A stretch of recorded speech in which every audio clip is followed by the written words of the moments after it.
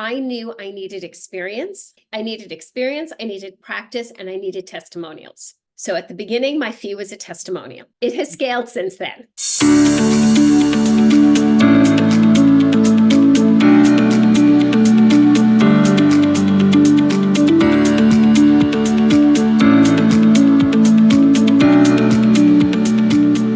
One more tip with regards to scaling, utilizing your voice as a means to really put yourself on the map, right? How did you get that very first engagement? And how did you scale speaking to support the scaling of your own company? The very first engagements was the raising of the hand. When somebody said, oh, there's something, blah, blah, in the library, I'll do that. Right? At the beginning, it was, I knew I needed experience. I needed testimonial. I needed experience. I needed practice, and I needed testimonials. So at the beginning, my fee was a testimonial. It has scaled since then. Okay. But I knew I needed the clout, right? It's, the old, it goes back to that dancer in me. I remember auditioning for summer stock. How do you get a SAG card? Well, you can't audition here without a SAG card, but you can't get a SAG card without audition, right? It's that catch-22. So I said, okay, I need testimonials. I need people saying they saw me speak. I need people saying they booked me to speak and it was good. So I started, not embarrassed to say, with zero. My fee was a testimonial. Then we started building from there, right? I invested heavily in speaker training on really how to carry myself through the stage, how to craft a speech, etc., how to deliver well. It's business. I take my work very seriously. Then I started, honestly, looking and asking. I'm an avid networker. In the communities I do business, in the communities that I network, I was like, does anybody know anybody who is looking for somebody to speak at, any local events or conferences or summits or seminars? And, it's like when you do your networking group and it's like, what do you ask for? I was like, oh, I have some time in the next, 6 months to add in 3 speaking engagements. Does anybody know anybody to connect me to? These are the types of places I would like to speak. So, right. So I went from free to that, started increasing the price point and increasing the clout, right? The audience, the industry. I've hired people to book me to speak numerous times. Okay. This is a business. I don't shy away from investing when investing is correct at that time. Okay.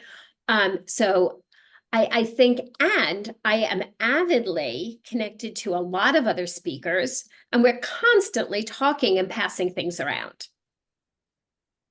And I'll say one more thing. I try to spend 30 minutes a week looking at different things by myself. Different things meaning? So there's different lists out there. There's different people who compile different things.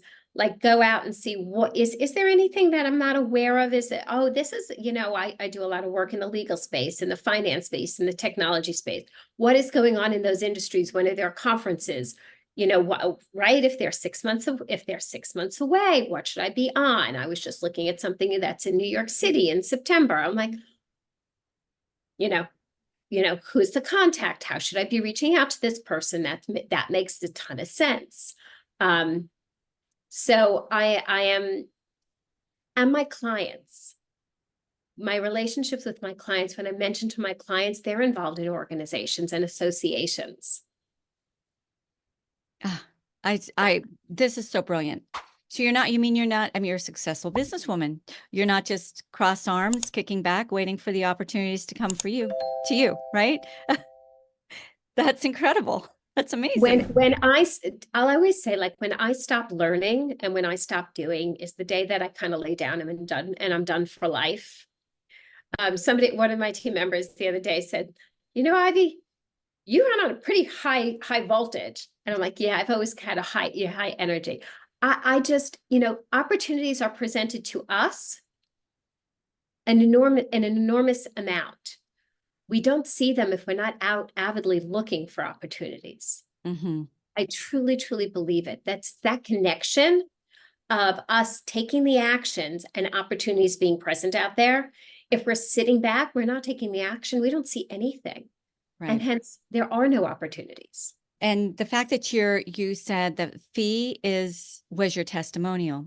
Brilliant.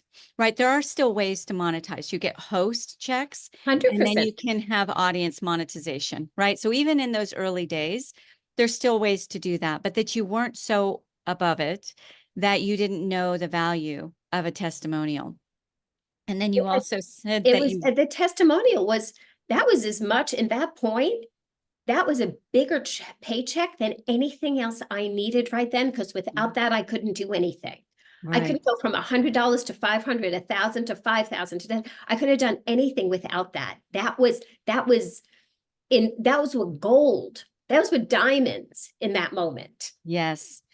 Tactically, when you agreed, like you spoke with the host, the planner, the organizer, and you said, okay, I'm going to do this. I'm not going to charge you. Did you upfront say, but my payment will be a video test? Like, how did you establish that up front with the planner that you were going to want a video testimonial, an honest one, but you were going to want some sort of testimonial from them?